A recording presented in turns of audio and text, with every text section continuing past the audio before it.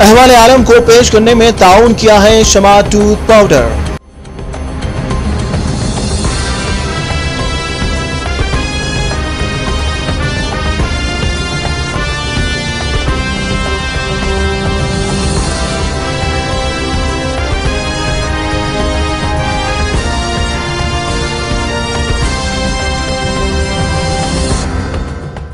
और अब TV cable में आपका इस्तकबाल है। मैं हूं उमर बिन ताहिर और आप देख रहे हैं अहवाल आलम। सबसे पहले सुर्खियां। बराक ओबामा को मिट रोमनी पर दोबारा सबकत पार्टी के कन्वेंशन से मिलने वाली मकबूलियत पर देर पास साबित नहीं हुई। रिपब्लिकन अपने उम्मीदवारों से हुनूस पुर उम्मीद।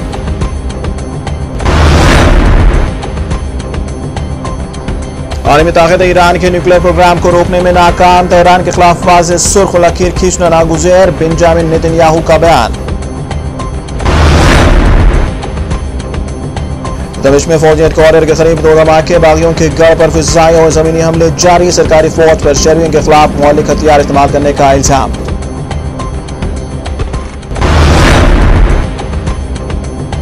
सोशल नेटवर्किंग साइट पर मजहबी शख्सियतों की तौहीन, गुनाह अज़ीम, मौसीकी और नगमों की समाअत शैतानी कलमों से ताबीर। मुफ्ती आज़म सऊदी अरब का बयान। और पाकिस्तान में अमरीकी कौंसलेट के करीब जोरदार धमाका। 3 अफराद हलाक और मुतअद्दिद जख्मी।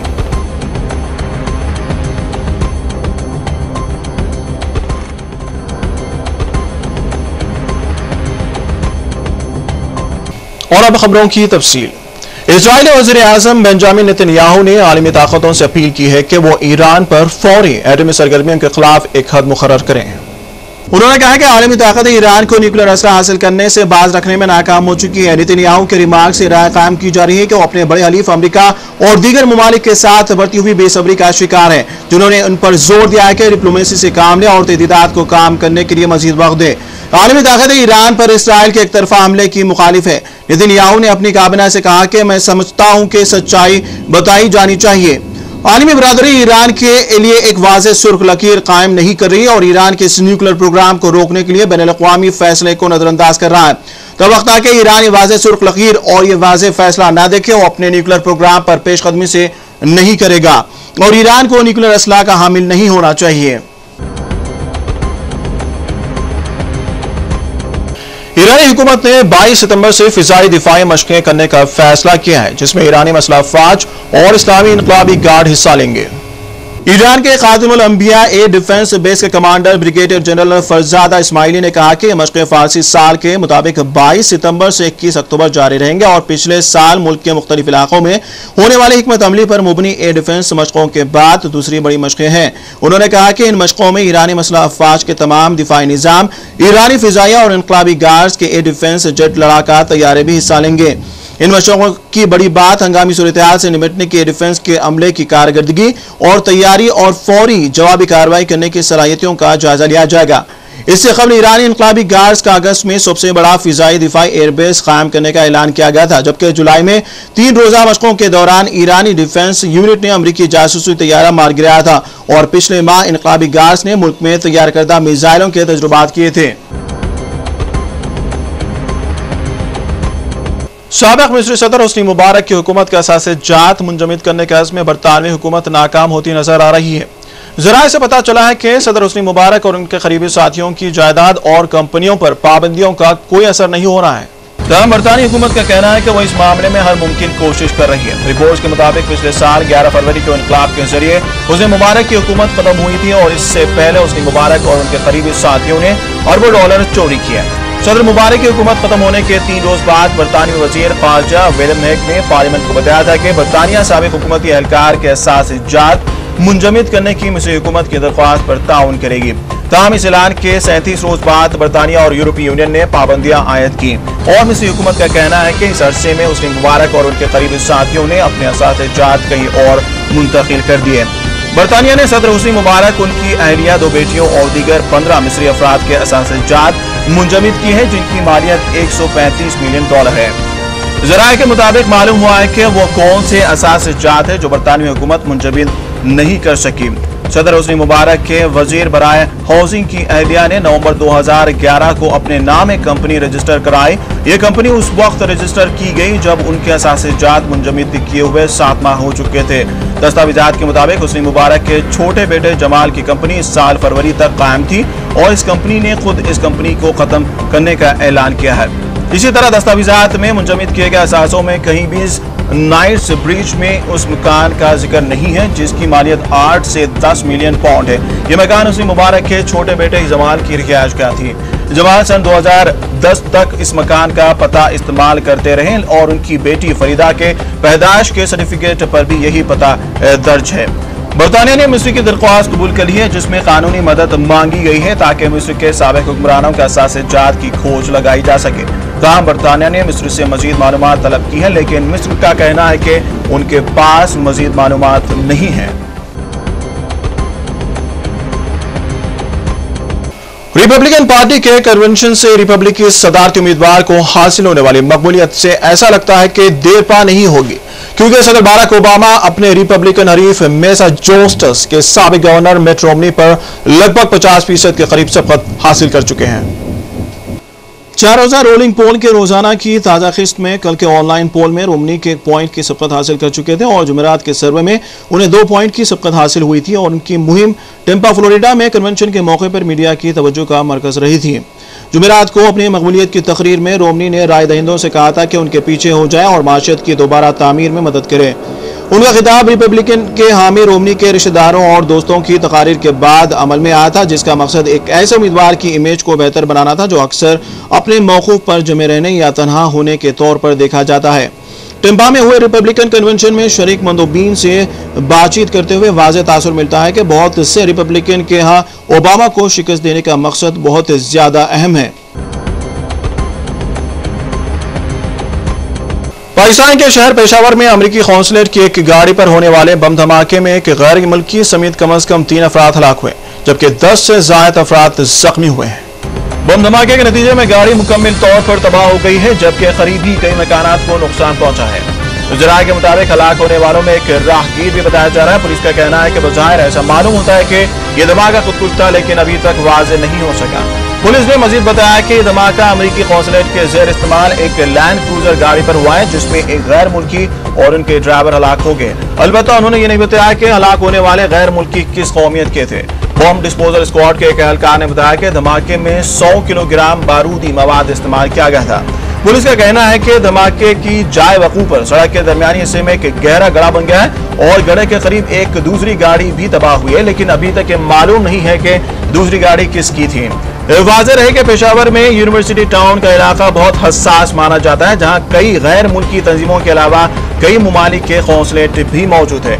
इस वाक़े से पहले भी इस इलाके में गैर मुल्कियों की गाड़ी पर हमले हो चुके हैं जिसमें कई एहलकार जख्मी होते रहे हैं। सऊदी अरब के मुफ्ती आजम ने सोशल नेटवर्किंग साइट पर मजहबी हस्तियों की तौहीन को गुनाह अजीम करार दिया और मौसीकी व नगमों की समात को शैतानी काम से ताबीर किया है। शेख अब्दुल अजीज शेख ने कहा कि कोई भी शख्स जो इंटरनेट पर दावत के कारकुनों की जानिब से दानिशा तौर पर गलतियों को फैलाता है काबिल नफरत है और इसका मकसद मजहबी रहनुमाओं को बदनाम करने के अलावा कुछ नहीं है। मुफ्ती आजम ने इमाम तुर्की बिन अब्दुल्लाह मस्जिद में खिताब के दौरान इन ख्यालात का इजहार किया है। रोजमाल हयात ने अब्दुल अजीज शेख के हवाले से कहा कि कोई भी गलतियों से पाक नहीं है, हम सब गलतियां करते हैं इसलिए कि हम इंसान हैं। मगर ट्विटर पर दावत दीन में मसरूफ कारकुनों की गलतियों को उछालना और उनकी तौहीन करने की मजहब में इजाजत नहीं है। पाकिस्तान की मजहबी सियासी जमात इस्लामी के अमीर सैयद मुनव्वर हुसैन का कहना है कि इस्लामाबाद में 14 साल ईसाई लड़की रमशा पर तौहीन मजहब इल्जाम के मामले ने नया रुख इख्तियार किया है। अभी इसमें मजीद स्कैंडल सामने आएंगे। बीबीसी उर्दू सर्विस के प्रोग्राम टॉक पॉइंट में सवालों के जवाब देते हुए मुनव्वर हुसैन का कहना था कि इस हवाले से कानून को पूरे तरीके से अपना काम करने देना चाहिए। इसी से तमाम मामला वाज़ेह होंगे और दूध का दूध पानी का पानी हो जाएगा। अमीर जमात इस्लामी मुनव्वर हुसैन का कहना था कि इस मामले ने इल्जाम आयद करने वालों में शामिल पेश इमाम हाफिज मोहम्मद खालिद जदून की गिरफ्तारी के बाद नया पहलू ले आया है। उन्होंने कहा कि मुकदमे की नौइयत तब्दील हो रही है, अभी तो मजीद कई स्कैंडल सामने आने का इम्कान है। मुनव्वर हुसैन का कहना था कि इस हवाले से बात करना कानून के मामलात में दखल दर माकूलात होगा और इस मामले में सबसे अहम बात यह है कि कसूरवारों को कानून के मुताबिक सजा दी जाए। मुल्क में अहले तशरीह पर होने वाले कातलाना हमलों से मुतालिक पूछे गए एक सवाल पर उनका कहना था कि सबसे दहशतगर्द कार्रवाइयां हैं। उन्होंने कहा कि मामला शिया सुन्नी का नहीं, दहशतगर्दी का है जिसे फिरका वाराना रंग दिया जा रहा है। मुल्क में होने वाले आइंदा इंतखाबात में से शिरकत के हवाले से जमात इस्लामी के अमीर का कहना था कि उनकी जमात इंतखाबात में हिस्सा जरूर लेगी। ईरान और शुमाली कोरिया ने साइंस और तकनीक के मैदान में ताउन करने के लिए एक समझौते पर दस्तखत किए, जिसके साथ ही ईरान के आला मजहबी रहनुमा आयतुल्लाह खामनेई ने दोनों मुल्कों का एक ही दुश्मन करार दिया है।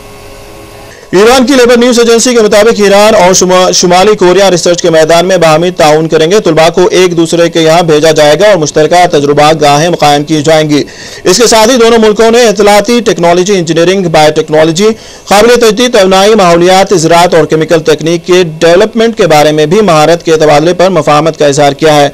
इस समझौते पर ईरान के साइंस, रिसर्च एंड तकनीक के वजीर फरदाश दानिश और शुमाली कोरिया के वज़ीर खारजा ने दस्तखत किए हैं। अमेरिका के लीक हुए 2010 के सिफारती बातचीत के मुताबिक अमेरिका का ख्याल है कि ईरान ने शुमाली कोरिया से बैलिस्टिक मिसाइल के कुल पुर्जे हासिल किए हैं। शुमाली कोरिया की कम्युनिस्ट हुकूमत और ईरान की इस्लामी हुकूमत के दरमियान नजरियाती इख्तलाफात है, लेकिन अमेरिका के साबिक सदर जॉर्ज बुश ने 2002 में अपनी एक तकरीर में इन दोनों मुल्कों को बदी का महवर करार दिया था। फिलहाल एक वक्त है छोटे से ब्रेक का। ब्रेक के बाद अहवाल आलम का सिलसिला जारी रहेगा।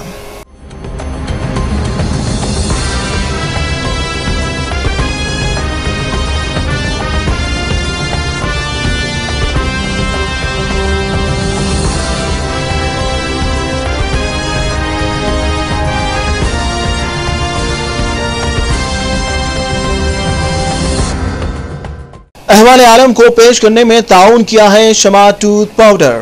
GMP certified company Shama pharmacy की पेशकश। उम्र का पहला पसंदीदा शमा मंजन अब नए हाइजेनिक पैक में, पुराना नाम नया अंदाज शमा मंजन, और आप सबके लिए रोजाना भी इस्तेमाल कीजिए।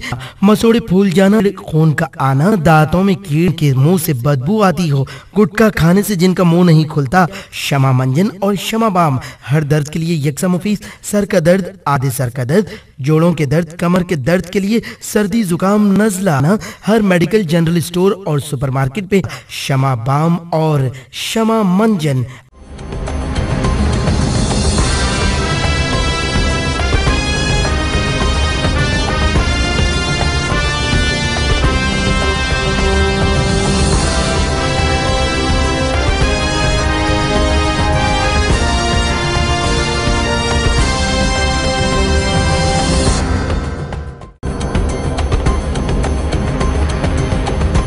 ब्रेक के बाद अहवाल आलम में आपका दोबारा इस्तकबाल है। मुल्क शाम में दमिश्क की फौज के ज्वाइंट चीफ ऑफ स्टाफ के दफातर के करीब 2 बम धमाके हुए, जिसके नतीजे में 4 अफराद हलाक हुए हैं। दारुल हुकूमत के जिले अबू रोमिया में हुए इन धमाकों की वजह से अफरा तफरी फैल गई। मुकामी अफराद और शाम के सरकारी टेलीविजन ने बात बताई। दमिश्क के शहरियों ने कहा कि धमाके की आवाज मेहदी बिन बारका इलाके में फौज और फिजाई के हेडक्वार्टर के करीब सुनाई दी। शाम के सरकारी टेलीविजन ने धमाके को दहशतगर्द की कार्रवाई से ताबीक किया और कहा कि दमिश्क के इलाके अबू रमाना में शायरा अल मेहदी पर वाक़ई इमारतों के नजदीक दहशतगर्दों ने 2 बमों के साथ हमला किया है। इस इलाके में मुतअद्दिद सिक्योरिटी इदारों और शाम के नायब सदर फारूक उल शरा की रिहाइश गाह वाक़ है। खबर जी, शाम के सरकारी मीडिया ने हफ्ते के रोज दारुल हुकूमत के जुनूब में वाक़ इलाके सबाना में एक मस्जिद के नजदीक बम धमाके की इत्तला दी थी, जिसके नतीजे में 15 अफराद हलाक हुए थे। दमिश्क के वकीलों का कहना है कि धमाके की आवाज जिले अबू रमाना के इलाके मेहदी बिन बरका में वाक़ फौज और फिजाया के हेडक्वार्टर के नजदीक सुनी गई थी।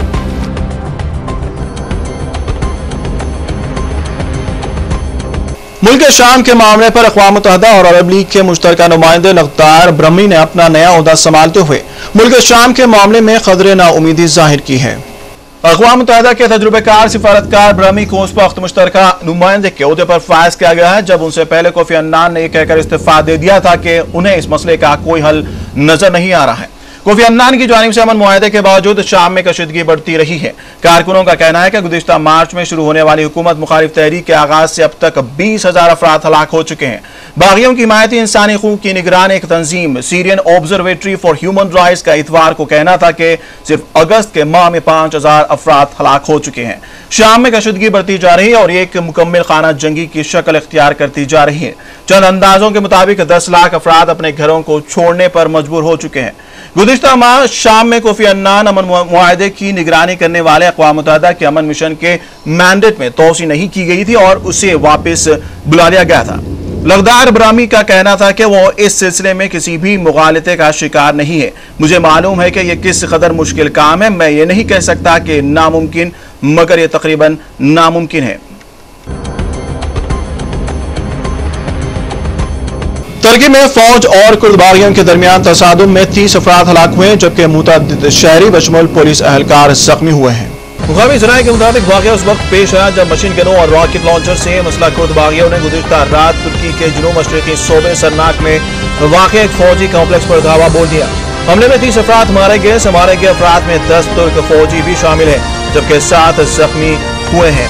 मुकामी ज़राए ने मजीद बताया कि झड़प में कुर्दिस्तान वर्कर्स पार्टी के 20 अरकान भी हलाक हुए। सूबे गवर्नर ने बताया कि बागियों ने इतवार की रात फौजी कॉम्प्लेक्स पर हमला किया, जिसमें 9 एहलकार हलाक और 6 जख्मी हुए।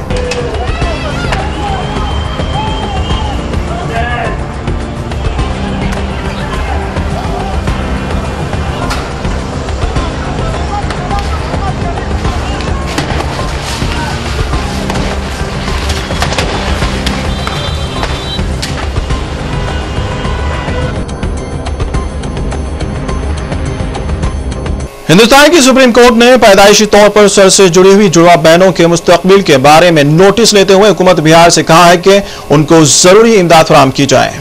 अदालत आज़मी ने कहा कि उन्हें दिल्ली के अस्पताल में लाकर उनका मुनासिब इलाज कराया जाए, लेकिन 15 साल समा और फरार के खानदान वालों ने उनको अलहदा किए जाने वाले ऑपरेशन से मना कर दिया है, क्योंकि इससे उनकी जिंदगी को खतरा हो सकता है।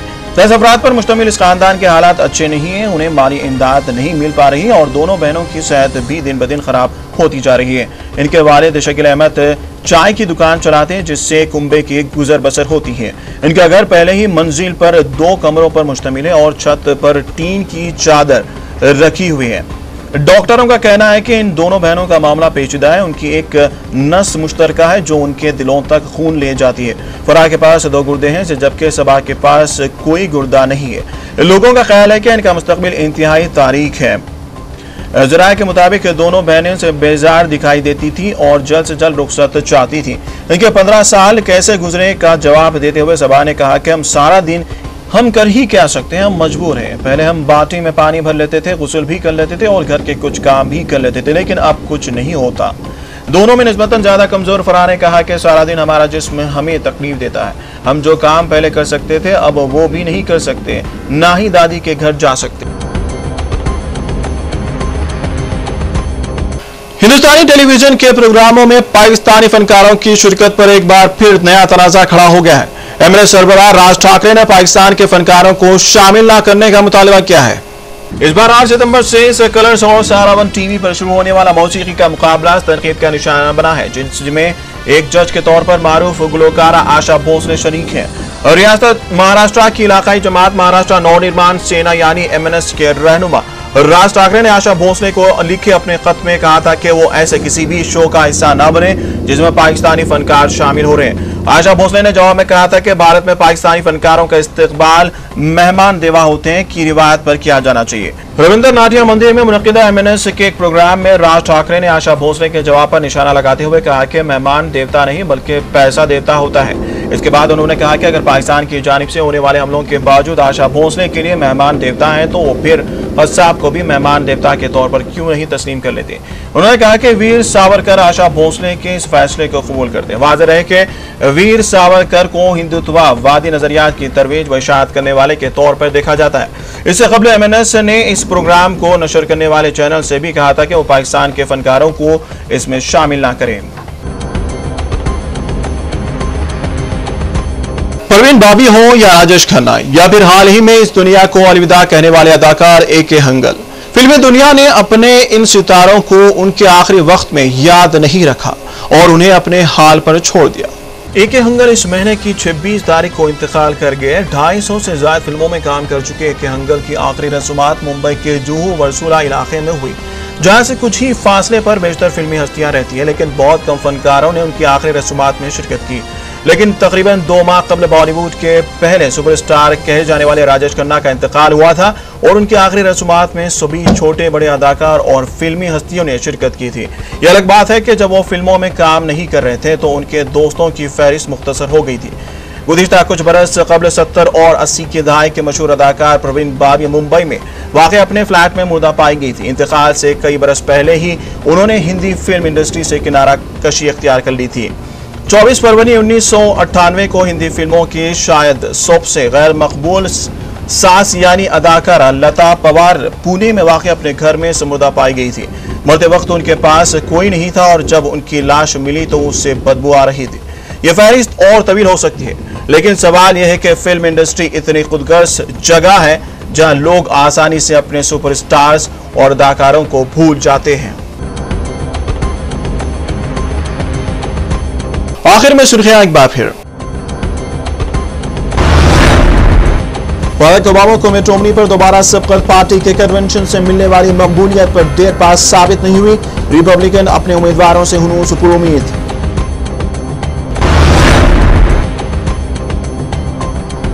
आलमी ताकत ईरान के न्यूक्लियर प्रोग्राम को रोकने में नाकाम। तेहरान के खिलाफ वाज़ेह सुर्ख लकीर खींचना नागुज़ैर। बेंजामिन नेतन्याहू का बयान। दमिश्क में फौजी हेडक्वार्टर के करीब 2 धमाके। बागियों के गढ़ पर फिजाई और जमीनी हमले जारी। सरकारी फौज पर शहरियों के खिलाफ मौलिक हथियार इस्तेमाल करने का इल्जाम।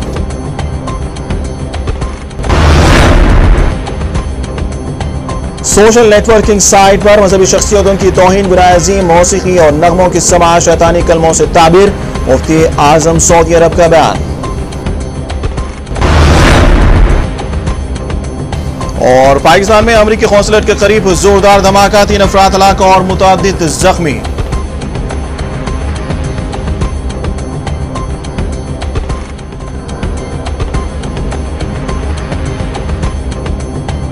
फिलहाल अहवाल आलम में इतना ही और अहवाल आलम की पूरी टीम को इजाजत दें। अल्लाह हाफिज। अहवाल आलम को पेश करने में ताउन किया है Shama tooth powder. GMP certified company Shama pharmacy की पेशकश। उम्र का पहला पसंदीदा शमा मंजन अब नए हाइजेनिक पैक में। पुराना नाम नया अंदाज शमा मंजन। और आप सबके लिए रोजाना भी इस्तेमाल कीजिए। मसूड़े फूल जाना, खून का आना, दांतों में कीड़ के मुंह से बदबू आती हो, गुटखा खाने से जिनका मुंह नहीं खुलता, शमा मंजन और शमा बाम हर दर्द के लिए यकसा मुफीद। सर का दर्द, आधे सर का दर्द, जोड़ों के दर्द, कमर के दर्द के लिए, सर्दी जुकाम नजला ना, हर मेडिकल जनरल स्टोर और सुपरमार्केट पे शमा बाम और शमा मंजन